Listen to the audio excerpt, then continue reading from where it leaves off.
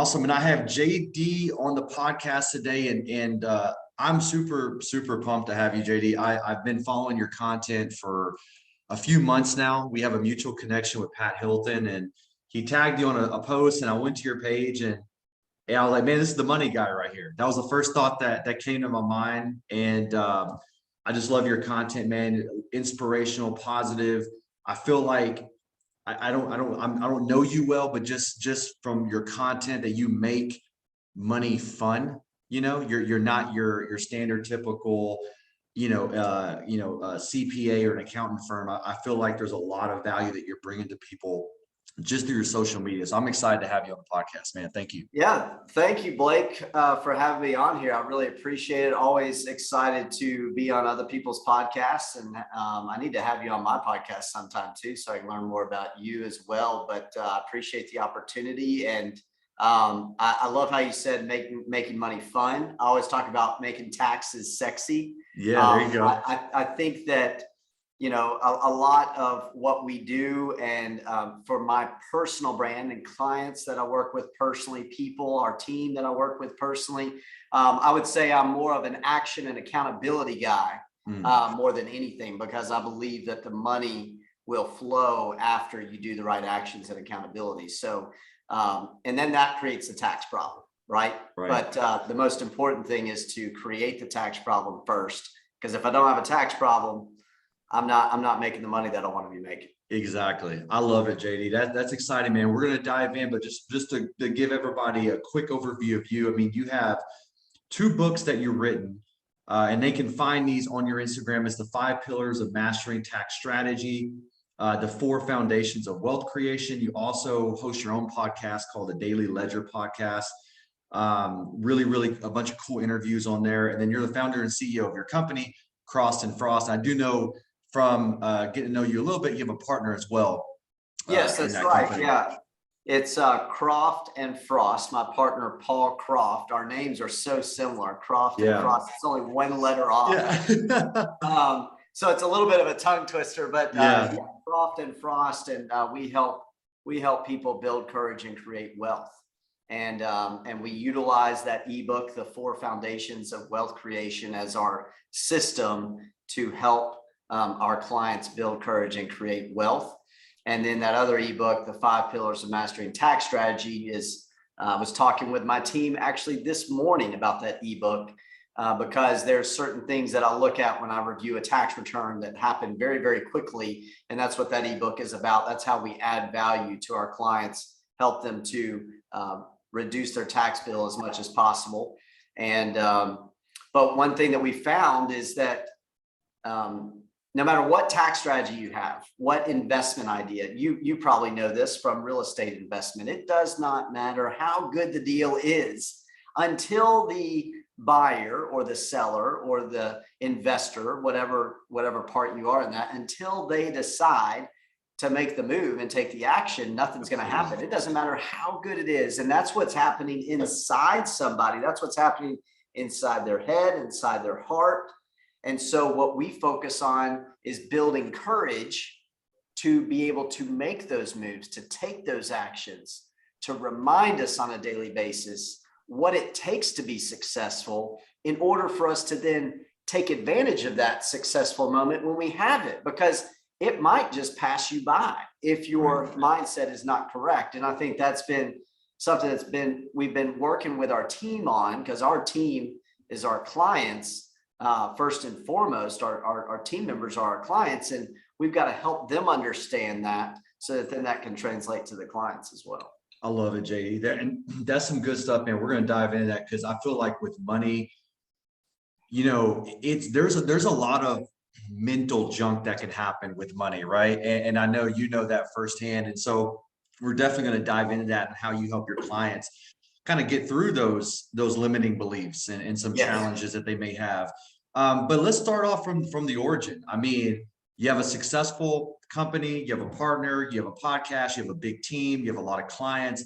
Where did it all start? What sparked that path to get you, to get your MBA, to become a CPA and all that? Because that's not something that you just wake up, I feel like, and just wake up and say, hey, this is the path I want to take. What was the catalyst that kind of got you going? Yeah, I mean, if I go back to when I was in high school, thinking about where to go to college and what I was going to study in college, my whole family is a bunch of CPAs. Actually, my dad's a CPA, my grandfather was a CPA, my brother-in-law is a CPA. My great-grandfather was an attorney and also a county mayor here in Hamilton County, where I grew up, and so I've always been on a path. I never thought about having a different major other than accounting. And so I went through school. It was very difficult for me, actually. I mean, I studied really, really hard. And I wasn't the best student, but I was always a very hard worker. I would, go into the office hours with the professors. Anytime their office was open, I was there because I was having to learn. I've always been a very coachable person. And so the more I got coached, the better I got. So in going through the accounting program at University of Tennessee at Chattanooga, and then I decided to get my MBA right after that. I was studying for my CPA and my MBA at the same time, got married at the same time, started a full-time job. And then had a child in 2006. So all of the full-time job, getting married, all happened in 2005, starting the MBA started in 2004. And then I finished the MBA in 2007 and finally got my CPA in 2009. I'm looking at my certificate. Yeah, it's 2009, November 2009. And so in the beginning of my career working for another CPA firm, I was doing graduate school, studying for the CPA, raising my first daughter, Lainey, with my wife, Lindsay. And, there was a lot to it. But that started it. And I enjoyed public accounting outside the classroom much, much more than inside the classroom. There's much more to public accounting than doing taxes. Like I was saying, there's way more to it than that. And that's what I really enjoy is the client relationships, the client development, changing the client's perspective, changing their mindset, which has happened a lot more since I went to a conference in 2018. But I worked for this regional accounting firm for a while and didn't get the promotion that I wanted, didn't get the raise that I wanted. And so that's when I started my own accounting firm called JD Frost & Company at the time in 2012. When my third daughter was born, I quit my job and bought a new house and went to Disney World and had she was 6 months old at the time, my last daughter. She just turned 10. So our business is 10, my business is 10 years old at this time. But I always thought I would have my own business. I didn't know it'd be an accounting firm. Right. But I knew I'd have my own business because my wife and I, we both grew up with entrepreneurial families and that own their own businesses. And so something that was always on my mind. Yeah. But when I formed the accounting firm, very successful at the very beginning, competed with a firm that I left here in Chattanooga. I had a bunch of clients. I always had a knack for relationships and networking. Right. And most of the time I heard, "You're not like my CPA. You're not, you don't talk like a CPA. You don't talk like that." And I think that was an advantage for me at the time because I was able to listen to clients a little bit more and talk more with them as a business owner rather than just their accountant. And grew that firm, basically recreated the exact same firm that I left because that's all I knew. Right. And in 2018, I had two significant events that happened at the very beginning of 2018. The first event that happened on January 12th of 2018 is my wife had an intervention for me. And I had struggled with alcoholism for a long time, probably about 12 years. at that time. And it was time. It was time for that to change. I was a very highly functional alcoholic. And that event completely changed my life, as I'm sure you can probably imagine. If you've ever had that in your family or with a friend or anything, you know, it's a traumatic change. I'm very thankful for it happening, but it happened a little bit, you know, I was taken off guard. Right. But I'm very thankful for it, because if that had not have happened at that time, I went to this conference called 10X with Grant Cardone. Ooh, JD, which one did you go to? What? The one in Vegas in 2018. Dude, that was my first one that I went to. That was where Pat Hilton got up on stage. Yeah, I know. Randomly. Dude, that event changed my life, by the way. Yes, changed my life forever too. Changed our business forever. And I remember Pat playing. I don't think I've even told Pat this, but I remember Pat playing, and I remember seeing him up there, and I was like, where did they get this guy? Yeah. And then later I end up meeting him at another event in July of 2019 with a common acquaintance that we had. Anyways, but at that conference, it was out in Vegas. I was, you know, brand new, sober guy at that time. And I had an epiphany while I was out there. Like, I mean, I didn't have any struggle with, you know, being out there or partying. I mean, I would not have had this epiphany of reinventing our firm. And I've never been in a room with 10,000 entrepreneurs, business owners, forward thinkers, mindset changers. Man, it was a huge, I was probably the only CPA there. I was in the third row from the top. I went based off of a recommendation of a friend of mine, reading that millionaire booklet that he has. He still has it.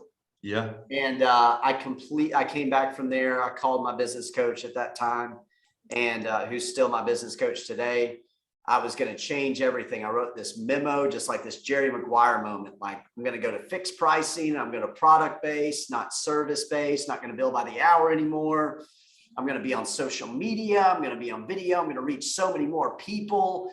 And I was all jacked up about it. And I came back, and like my partner at the time was like, I'm not on board with this. Yeah. Like, Wow. I didn't really say it, but that's what kind of happened. Right.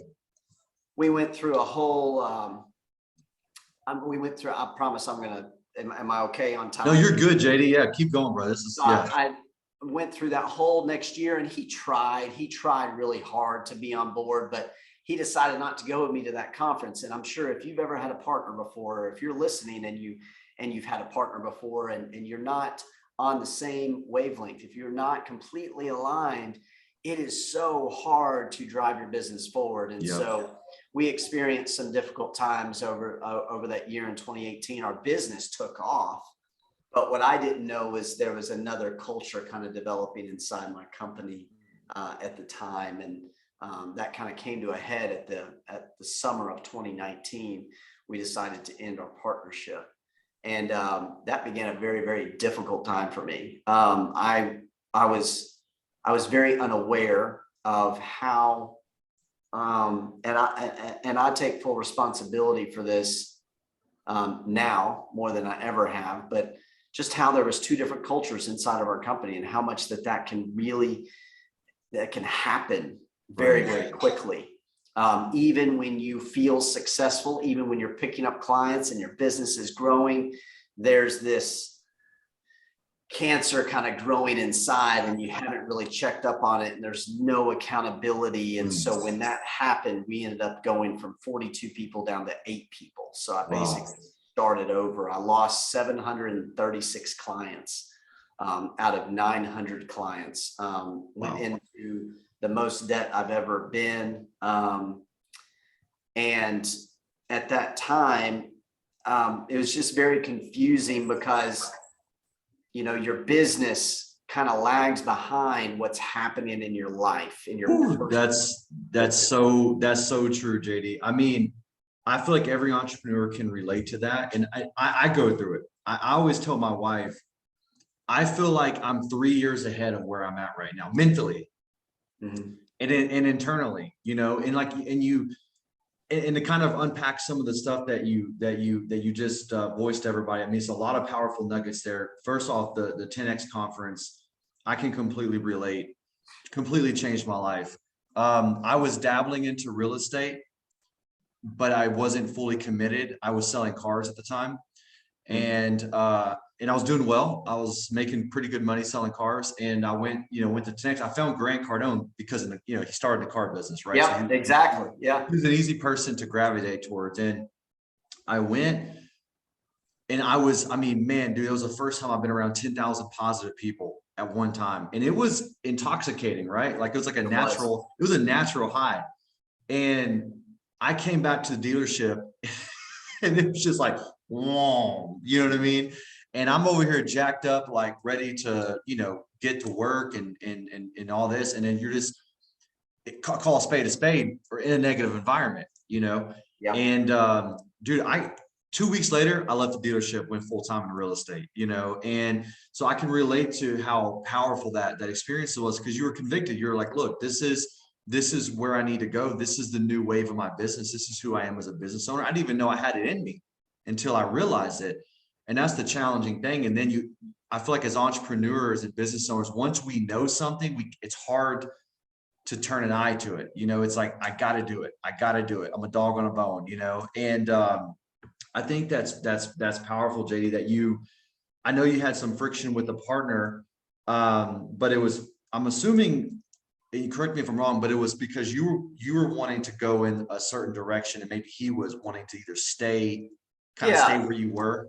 Yeah, exactly. I mean, and that kind of evolved over time. And like I said, we tried real hard. We went to another conference, the 10X 360 group with Cardone Ventures in 2019. We tried really hard and we got on the same page there for a little bit, but I was too far ahead because I had gone to that conference in 2018. And so, anybody listening, you got a partner or whatever, do not go to conferences alone. Yes. Don't go to those events alone. You are better off to not go separate, wait until you can both go. Paul Croft and I go to 10X every year together now. Awesome.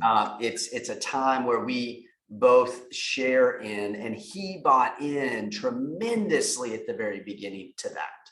And that's one thing that most people don't get to see and hear about because they might not see us together all the time. But Paul Croft's ability to jump in with me was unbelievable. And that resonated a lot with me because of the experience that I had gone through. And so I think it's really important for you to be aligned. If you have partners, for y'all to be doing those type of things together, at least on an annual basis, something that's causing you to move forward, that's causing you to align more, that's getting you away from the day-to-day, because that connection that you have, when I was drinking, I never wanted to give it up because there's certain experiences that you have, absolutely, whether they be dumb experiences or stupid or whatever. There's something to, when you have a drink with somebody, there's something to sitting there looking at the sunset after a golf round, or, at that party that you're at. There's something to that causes that connection. Right. And I yearn for that connection. And so I've figured out now how to do that in a sober way. Sometimes it's going to these conferences. Sometimes it's going on a golf trip. Sometimes it might be just meeting away from the office, but those types of connections is what creates that deep seated belief together and allows you to move your company forward tremendously. That's powerful, JD. I have a business partner as well. And, I feel like the three most important relationships in my life are my wife first, my son, and my business partner. And I feel like, when your business partner, it's a business marriage. I mean, you guys have to, you have to be on the same page. I love what you said about getting out of the office together and going to like a 10X or a conference, because that's like going on a vacation with your significant other. That's like, you know, and it allows you to connect, get, you know, and cast a bigger vision. Talking with, you know, about Paul Croft, obviously that's your partner now. How did you guys link up and connect? Yeah. So in the summer of 2019 is when my former business partnership ended, and I was kind of on my own, losing people weekly. I mean, it was, gosh, what felt like about 10 to 12 weeks. Even another person that was like my right-hand person, like I would have never thought this person would leave. They left the very next week after that happened. And so I was, you know, trying to pull everything in, hold on to as much as possible, and just really struggling. It's hard to even put it into words. But in the fall of that year, in October, I was on a fall break trip with my family. I was up in Chicago. I was on social media, still very active on social media. And I was doing a story post on the architecture tour up there. I was going by Trump Tower, which funny enough, I actually have a place in Trump Tower today. Very cool. Just nuts. So, and one guy named Ryan Dunn was following me for like the last 6 months. And he sent me a message. He said, "Hey, are you in Chicago? You know, I think that what my boss and I are doing might be something that's interesting to you. Let's meet up and you know, have a drink or whatever." Of course, for me, it was like lemonade, but whatever. Soda. Yeah. I still say have a drink. Yeah. I just have Sprite and lemonade. Okay? Absolutely, man. But so we met, and this guy was talking about his boss and how they were in the accounting business. They were also in life insurance, and they were looking for another CPA to help them with tax return preparation. And so he was like, I think that we could work together. So long story short, on that, it's important. I had another person that worked with me, my best friend at the time. And on that same trip, I had to let him go. Just a lot of things, and we're both very pretty public about it, but it's an important part of my story, because at the same time in that trip where I thought that I had hope, I also had another significant loss at that time that I was not expecting. And this was, it might have been a long time coming, but I was just having to make decisions that were just difficult decisions. I knew they were the right decision, but gosh, were they hard. And it made me feel very, very lonely, very alone. And when I started working on some of the tax returns, I kind of came back from that trip, and Paul and I got on the phone together and was working on those returns. He saw our work product and he was really impressed. And you know, he's done taxes and stuff, but he's not a CPA. You know, he figured out, and probably one of the first life insurance people that I've come across, because life insurance people typically want to meet up with CPAs and share in the network because they know that we're the most trusted advisor and stuff. Yeah. But Paul like took a chance and was like, wow, like I'm going to actually prepare tax returns, because that's where the trusting part of the relationship starts. And I was very impressed by that. And anyways, he liked my entrepreneurial spirit as well, liked our work product. And you know, I asked him, I said, you know, he was like, how much are you going to charge me to do these returns? I was like, $2,500. I said, hey, if you don't mind me asking, you know, what are you charging your client? He's like 10 grand. And I was like, wow. Yeah. I was like, okay, like this guy, you know, I am entrepreneurial minded. I'm a little bit in rocket fuel, talks about visionaries and integrators. I'm a little of both because I can go both ways. I am the integrator in our partnership. Paul is the visionary.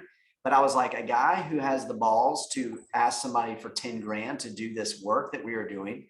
Not that it wasn't valuable work. I mean, these clients were getting an enormous amount of value out of what we were doing that they were not getting anywhere else. And it was expert work that was being done. But the fact that I would have charged probably $3,500 to do that, and he's charging 10 grand, I'm like, I got to talk to this guy. Right. Because he knows how to create value. Right.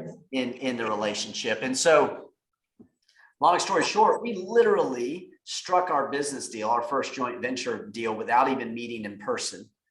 We only knew each other from social media. We only knew each other from conversations. And I bet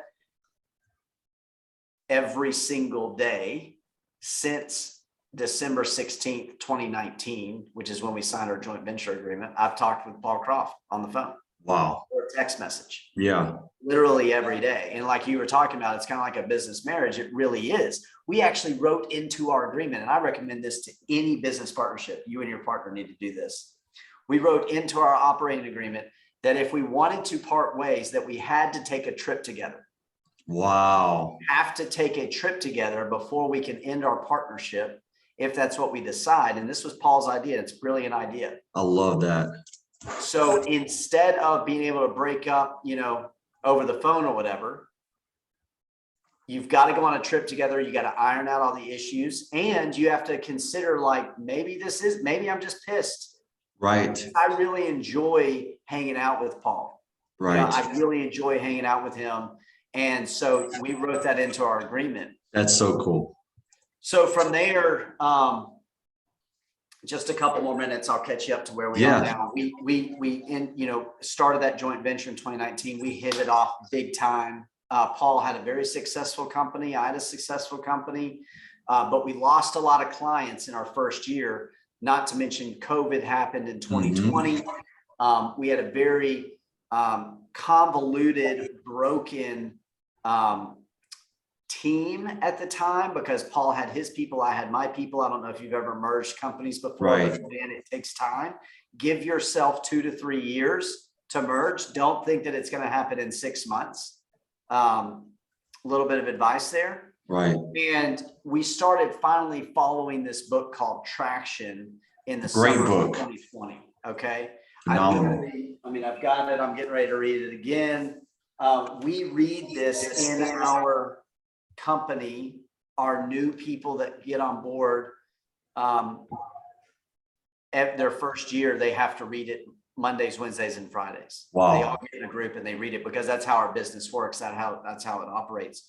So through 2020 and 2021, we've been building our team. In the last 6 months, we went down in 2020. We went down to about right about 350 clients, and now we're back up to about 1,500, 1,600 clients right now. We went down to about 8 people between the two businesses. Now we have 83 people in our organization. We built a company that is not like traditional accounting firms. We have business developers rather than partners going to get business. Right. We want the partners and the experts in our business to be focused on serving the clients, not going to attract, not going to develop business. Right. Which is a completely different way of doing business. 100%. And we believe that that's the future of this industry, because there's so many parts, there's so much work that's involved in the accounting industry. We got to stop using accountants to try to develop business, because that's not their natural habitat, right? That's not their natural inclination. Yep. We need to use, I've got former bartenders that work for us now. They are awesome at relationships. They're the relationship people. Right? That's who you're going to have a relationship with in our company. Now, I still promote our business significantly. I still work one-on-one with clients, only about 8 clients a quarter. But that's the kind of company that we wanted to build when we started in 2019. And we could have gone our separate ways and probably been very successful. But what we're doing right now is what I dreamed about and had an epiphany on in 2018 when I went to 10X. And that's exactly what I was going to say, JD, because what's crazy is, in your story, 2018, two big pivotal moments, the intervention, which is extremely difficult and personal. And then literally a month later, you're in Vegas at a 10X conference. So now you have the personal stuff, now you have the professional stuff. And what's crazy is, and I've had the same things happen to me, man. And that my story is a whole nother, but it's very similar, man. There's a lot of similarities that I went through where internally I wanted a change and I wanted something to happen. What's crazy is I didn't know how to make the change, but I feel like a higher power moved the pieces on the chessboard, brought my partner to me, very similar stuff to kind of what you're saying. And then it's actualizing now. And mine was around actually September 2020. And so awesome. there's a lot, I'm connecting with you on this because this is so powerful, but you had that vision of what you wanted. It was a little painful. I feel like that's the life of business owners, entrepreneurs. I do feel like there's a lot of a spiritual component, where God intervenes and he moves things in your life to kind of, okay, hey, this is where you need to be. I want to bring these people in and move these people out. And at the time it's really tough, and then years later, hindsight's 2020, we're like, wow, now it makes sense. Now it makes sense. Yeah. I mean, I'm a believer in Jesus Christ, and, and I believe that God wants good for us. He wants to bless us. And some of us have got to be put in a position for that to happen. Yes. And I was one of those. I'm learning though. Yes. Yeah. And so a concept that I've used a lot more, and it's come together over the last 2 years, and I didn't even really recognize it until Rocky Garza, who's our chief of staff, kind of helped me put it into words more of it. It's this concept of day one. Day one consists of reminders, of actions, and of accountability. And business owners, partners, entrepreneurs, this concept of day one is really, really important and helped me get through, make it through, push through these very difficult times. We had a couple people that were in our organization that were at the Capitol on January 6th. Like we had, just the craziest stuff that you can imagine happening in the midst of trying to merge these companies.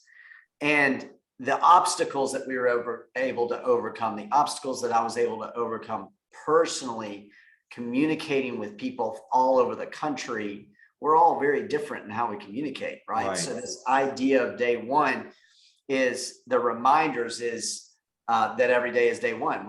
I'll walk by somebody and just say, hey, day one, whether it's a good thing or a bad thing that happens, day one. Like I had a really good day yesterday. I was able to secure a piece of real estate that I've been trying to get for 2 years. I've been trying to get this piece of real estate. This morning I wake up and I'm like, day one. Yep. So reminders that every day is day one. And for me, my ultimate reminder is the serenity prayer. Love it. God grant me the serenity to accept the things I cannot change the things I can, and the wisdom to know the difference. Right. Now there's a little bit more to that prayer. Living one day at a time, enjoying one moment at a time, accepting that hardships are the pathway to peace. Right. Now I hear a lot of people talking about freedom. I want financial freedom. I believe people want peace. They want to be able to do what they want to do, when they want to do it, how they want to do it. That's you can have peace and not have a lot of money. True.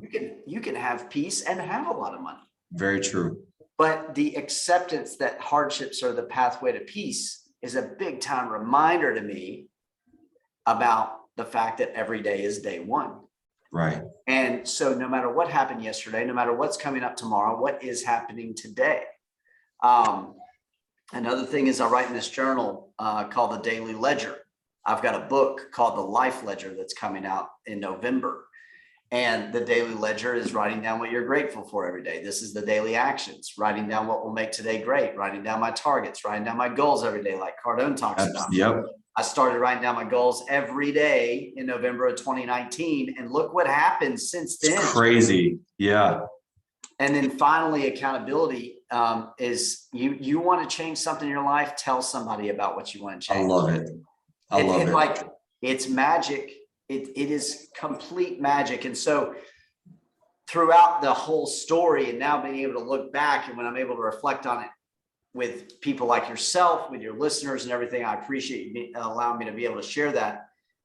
It's just so cool to see that mindset is what helped me to overcome a lot of the obstacles that came through. And it's starting to help our team overcome those obstacles that they're going through now, and our clients as well. Because you're right. Being a business owner, it is not what everybody thinks it is. It's not. No. And if you can start a business with this idea of day one, if you can start a business with that concept, it starts with you. Scaling starts with you. Like I was saying, the business follows your personal life. Yes. What I've been doing personally for the last 4 years, where our business is going to be in the next 4 years, holy crap. Absolutely. Like, there's not even any comparison about where it might be able to be. And I say that in the most humble way. I know that it's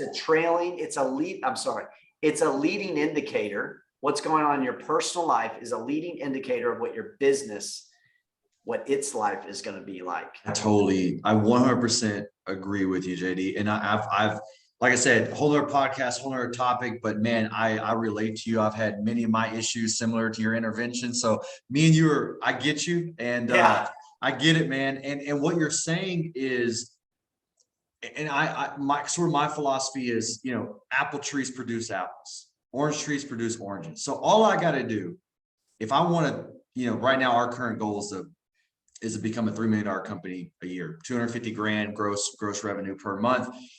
It means X amount of real estate deals, whatever. But that, to me, I have to be that person. I need to be a business owner that can handle that money. I need to be a good steward of my finances. I need to be a good steward of our time. Like, I look at it from a foundational structural standpoint versus how do I go get the money? I just got to become the person and run it, and I feel like nowadays maybe some of that philosophy is washed away. I mean, everyone wants to go get, just become, be the person, and I love your philosophy of day one. If you just, every single day, if you just show up and do the right things, how can you not have good things happen? It's impossible, and because I've screwed up a lot. And when I'm doing the wrong things, it just doesn't work. It doesn't work out. I read this book every day called The Daily Stoic. Yes, Marcus Aurelius. Yes, I don't know if you read it or not. There's a reading every day, and the one that was a couple of days ago, I love how simple it is, and I really like studying Stoicism. And I haven't even really scratched the surface, but I hadn't even really thought about what a Stoic is, or the fact that you can study Stoicism until somebody told me about it 2 weeks ago. And but I really enjoy it. And this one reading said, every single day, make good choices. So when you start to break down your life and you start to think about, John Maxwell talks about, you want to change your life, change your daily routine. Yes. Man, I'm a disciple of that. Yes. Like, anytime I'm like, man, the business is not on the right trajectory, or this isn't going right, or this relationship isn't good, all I have to do is make a good choice around that today. So maybe I have a bad relationship with my parents or my family, some other family member or a friend. I just got to make a good choice today around that in order to change it, and then know that it's going to take time for it to eventually change. Yes. And that choice might be just to send them a text, just to see how they're doing, and how powerful that makes you individually to be able to say, I can and I get to participate in this new change or in this new choice, and you start to make good choices on a daily basis, moment by moment, the string of those good choices is, man, it's insane. powerful. It's powerful. And I feel like it builds true confidence, you know, it builds true confidence. And that's kind of what I want to lead into now is you touched on at the beginning of the podcast that you guys, and I think I have this correct, is y'all's philosophy is you want to help clients build courage to lead them to wealth. Is that yes. right? Or okay. Yeah. So let's expand upon that, because I think I've never heard, and I love my business partner. He's a finance guy. So I'm a sales guy. He's a finance guy. And he was very successful, MBA in finance, was a controller for Exxon and all this stuff. And he is, I mean, I've learned so much being around this guy. I mean, to be honest with you, it makes me realize how much I don't know about money until you're around people like yourself and my partner. And I'm like, wow, this is a science, man. But I think just your statement of courage, building courage, because I feel like there's a lot of limiting beliefs with people, even myself, with money and handling finances. So kind of let's dive into how you guys help y'all's clients build courage that helps them lead into wealth. Yes. So courage before cash. Okay. Courage before cash is a concept that we talk about with clients all the time. So in order to create wealth, you got to be able to make decisions quickly and with certainty. And that takes having courage and conviction. And so how we help our clients with that is in our work with our people expert, Rocky Garza. He will help you break down, do an identity map of you, what your core values are, what your strengths are, who you are. And he uses Strengths Finder as a part of the exercise. And so we offer personal coaching with him. And that's where, I mean, I do not, at one time when I first started my business, $15,000 seemed like a lot of money.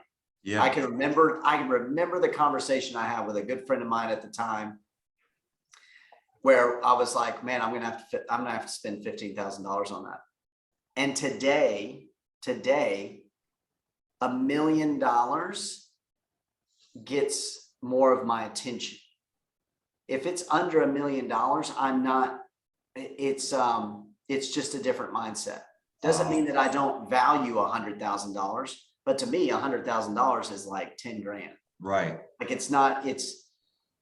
I've had so many different experiences. So that comes from courage. That comes from daily actions. That comes from this concept of day one. And so that courage has come from me talking with Rocky, learning more about myself, learning about my true identity, knowing exactly who I am. And then also that courage comes from building the team that we have, which started with me and Paul. Mm-hmm. And so right now we're getting ready to hire a full-time legal counselor, a full-time CFO, and a full-time crypto expert. Wow. I don't have any revenue right now to support those 3 people. Right. We also have 3 new CPAs coming in as well at the same time. I don't have revenue right now to support those, but I have the courage to go ahead and execute on that hire process, interviewing them, getting them computers, investing in that, because I know that if I leave. And so that's how we work with our clients through building courage, is getting them into that mindset, which starts with your daily actions. Do I have the courage to tell myself that I'm going to wake up at 5 o'clock tomorrow morning? Wow. And do I have the courage to even wake up at 5 o'clock in the morning? It starts with that. That's how simple it gets. So when a client comes to you and, you know, they, maybe they're starting from, you know, humble beginnings or whatever, and they're like, hey, they don't have a lot of education with money. Because I feel like financial education is that's an area where a lot of people struggle. And there's a lot of different philosophies and mindsets with that. How do you how do you get someone to start taking baby steps forward when, you know, maybe they're just not there. They grew up with a family that, you know, had limiting beliefs or scarcity, or man, I'm too scared to make a decision, or, you know, let me hoard what I, you know, what do you do to kind of push someone along to get them? Yeah. So one of our guarantees is we're going to change the way you think. Okay. So the very first thing, I've got a guy right now, he's got a brand new business. He's just been let out of jail. Okay. So he used to be an inmate. Okay. He started a renovation business, and he's in a group that I meet with on a monthly basis. And so I'm helping him to, you know, figure out life. There's a number of people that are in this group that help with that, but I've been fortunate enough to be a part of it. And it's one of my favorite things to do is to change somebody's mindset. So, I mean, we break through that by helping our clients understand that your wealth is tied to your health. Okay. Health is wealth, right? So if I want to be a wealthy person, I first need to be a healthy person. And that does not require money. It requires a change in mindset. I believe that if you beat the sun up every day, your income will increase.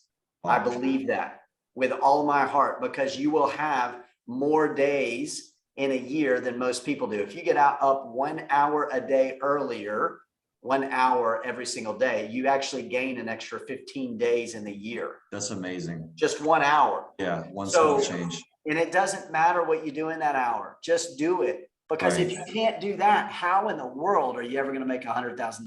That's powerful. That's so powerful. Yep. So that is and this is my philosophy. Like you said, there's so many different ways, and there's so many different ways to increase wealth. But when you're talking about building courage, or you're talking about somebody who needs a change in mindset or didn't grow up with that, beat the sun up every day. Like that's it. Yes. Second thing is doing a devotional or meditating every day. That doesn't cost any money either. Yep. Okay. The third thing is working out at least 20 minutes a day, working out.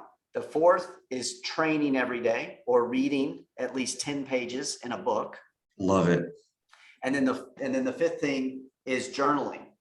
I didn't master journaling until November of 2019. So like all of these things, the more I do those, the more opportunities I seem to get, the more people that I network with, the more people that I meet, the more my income goes up and the more courage I have, because every single day I know without a shadow of a doubt that I'm going to do those things. And something happens in your mind. I don't even know the science behind it, but when you prove to yourself that you do what you say you're going to do, that's building courage. I love it. That's awesome, JD. I feel like I love your philosophy because I have a similar mindset as well. And I feel like we tend to overcomplicate things, and society in general, it's definitely a generalization, but I feel like it's sort of accurate, that we have a lot of shiny object syndrome. I want to chase the thing. What's going to make me a millionaire tomorrow? But I just feel like life has its way and its rhythm and its laws. And I feel like God created things a certain way. And what you're saying is like, just be the person, you know, and building that self-trust and building that, to me, you hit the nail on the head. You use the word certainty. And I feel like that's really what confidence is. It's just a certainty in yourself, a self-trust that, hey, I can follow through and do this. I may not have all the information, but I trust that I'm going to make it happen, that I'm going to follow through. What do you see? What's the biggest hang up people have?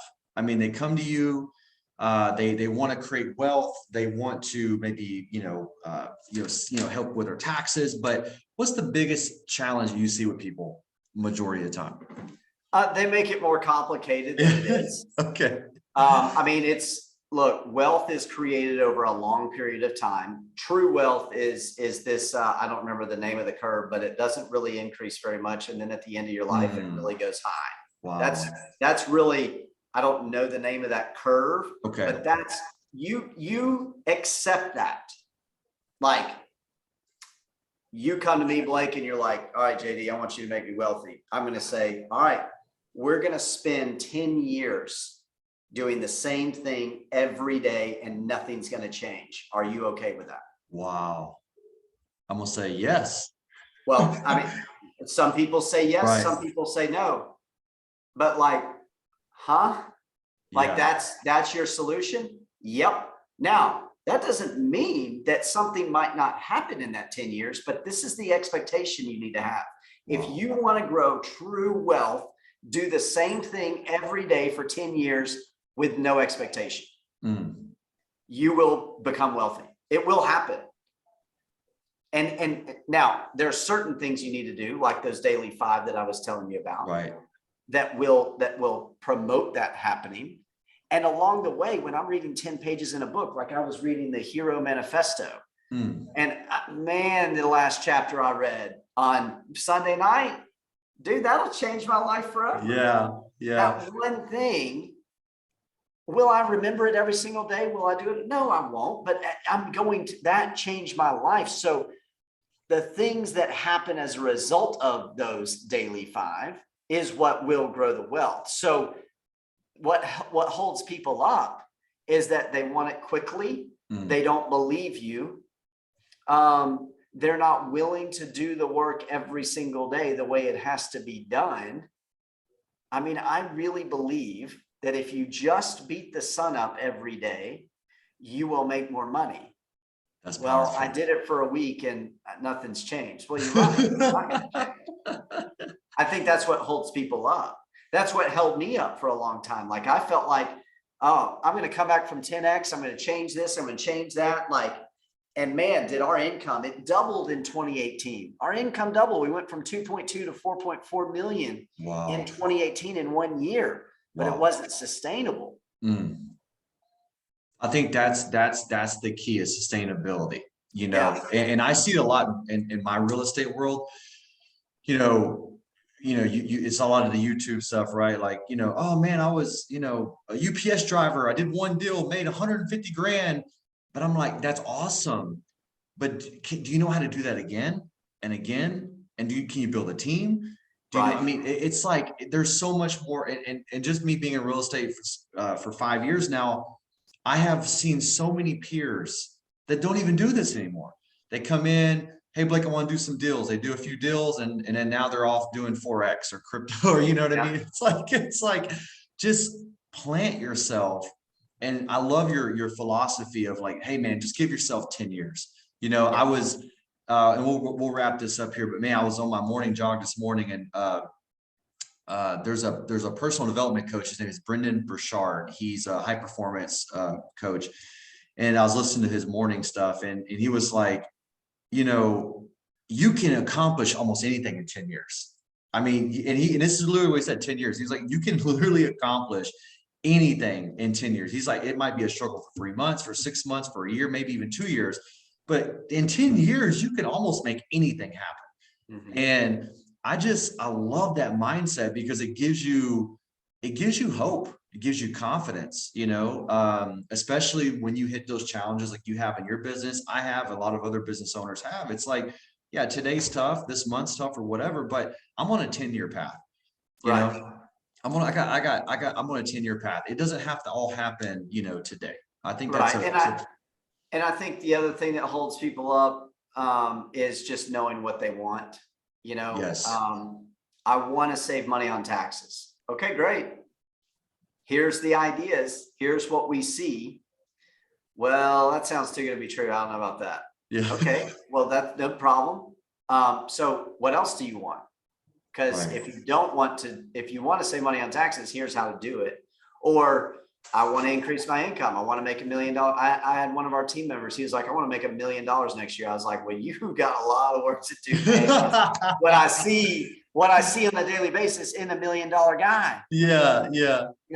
And now that same guy, we were at Puerto Rico at this conference and he was like, hey, what do I need to be doing differently? I was like, dude, you don't need to be talking to me right now. You need to be talking to that whole group of people over there that's at this conference. You need to be getting to know them, not with me. Right. And so I think it becomes so simple, it's complicated, right? I think that whole concept, and one thing that I really enjoy doing is taking things, and I think I have a knack for it, of like something that seems very complicated and making it really simple. Right. Because that's the only way that I think. The only way I'm going to change the trajectory of my life right now is the decision that I make in the next couple minutes. Absolutely. If I do not like the trajectory that I'm on right now, it only takes me making a decision. Now that decision might suck and it might hurt for a little while, but I got to make that decision. That's the difference in those that are building courage and creating wealth and those that are not. That's powerful. Those decisions. I love it, JD. That's powerful, man. I think if anyone gets anything from that, just start making better decisions right now. Keep it simple. Think 10 years ahead. Courage, build courage. It goes into your wealth. I mean, there's so many golden nuggets here, JD. I appreciate you taking your time, man. This is awesome. Yeah. And just one last thing. Yeah. If you don't know what good decisions are for you in your life, then get somebody that you admire, that you respect, that you trust, that you want to be like, and ask them to help you. That accountability is there. It's literally, that would be your first good decision, is to go, I need to find somebody I trust, I know, I like, I respect, I want to be like, and I ask them, hey, help me make better decisions. But be careful when you ask that.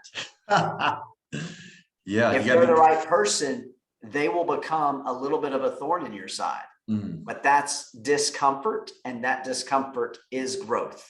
I love it. I love it. That accountability, having someone to hold you accountable, and really those are your best friends. Your real friends are the ones that hold you accountable. They don't let you off the hook because they know what you're trying to go after, and they know who you can become, and they demand that you be that person on a day-to-day basis. Well, JD, I appreciate your time, man. People can find you on Instagram. I know you have a great presence on Instagram. I'm looking at it right now. It's at jdfrost.today. That's your Instagram, so people can connect with you on there. Once again, host of the Daily Ledger podcast, the author of 2 books. I know that if they go to your Instagram, there's a link under your bio where people can click on it. There's the 2 ebooks that I recommend that people get immediately get the financial education into your brain. And I think those are 2 great resources to help people do that. But JD, it was a pleasure, man. I'm looking forward to connecting more in the future as well. Thanks, Blake. I really appreciate it. Awesome, man. All right, brother. Have a good one. Talk to you soon.